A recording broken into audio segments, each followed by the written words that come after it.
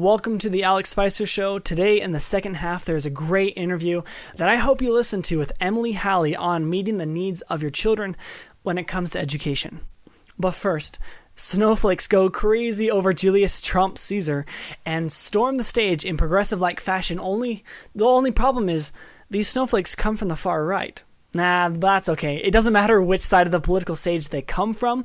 They are still all progressives with the same values and principles. They just don't like each other despite being one and the same. But what does this mean for us about free speech if you can just disrupt anything anytime you feel you are offended?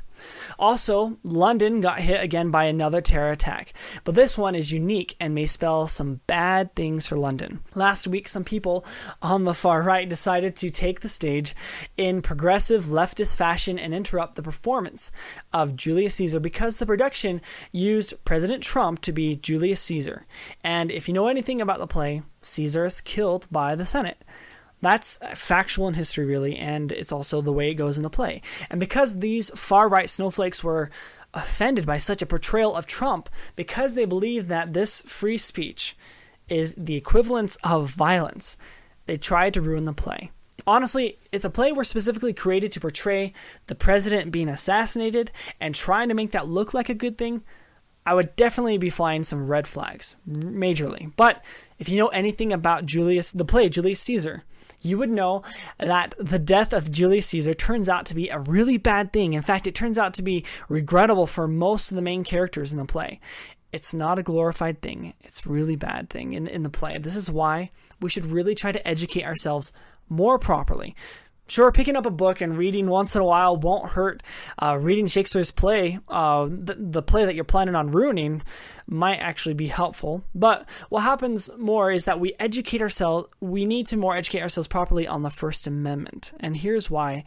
All this talk by progressives on the left and the right, that speech they find to be hateful is harming, or it's inciting violence or whatnot, that's just false. The reason why educating yourself on the First Amendment is so important is because you will understand that freedom of speech means some people may express things that are hateful, in your opinion, but that is okay. That's what helps us learn about true tolerance and cooperation with each other. But even understanding free speech more isn't quite enough. And the reason being, people are now at a point where being respectful and reasonable with each other over freedom of expression is ending. People are fighting for the power to shut one another down. There isn't reason anymore. There aren't mutual principles to live by anymore. And we are living more by the relative moral values of our feelings. The only way to stop this breaking down of civility and rights is to return to religious principle and better understand the freedom of religious expression. Now, why return to religious principle? Because principles of religion have been the foundation of Western civilization. And in particular, the Judeo-Christian principles are the principles that founded the culture and constitution of America. Those principles have helped us understand the ways in which we should keep our behavior in check. So that way we can actually live peacefully with each other and be steady and strong enough as a nation. And that is why America grew into the world's greatest and strongest nation in the history of the world. When we neglect those principles, when we neglect those principles, we turn away from what makes us successful, and we deteriorate into something else, something less free and prosperous. This is why George Washington said in his farewell address that national morality cannot prevail in exclusion of religious principle. What makes it wrong for us to try and silence one form of free speech is the principle of equality of rights. Because we are all equal, this means silencing one person's free speech is not treating them as though they have equal rights. Without this religious principle of all men being created equal, then suppressing others' rights to free speech ends up being perfectly fine.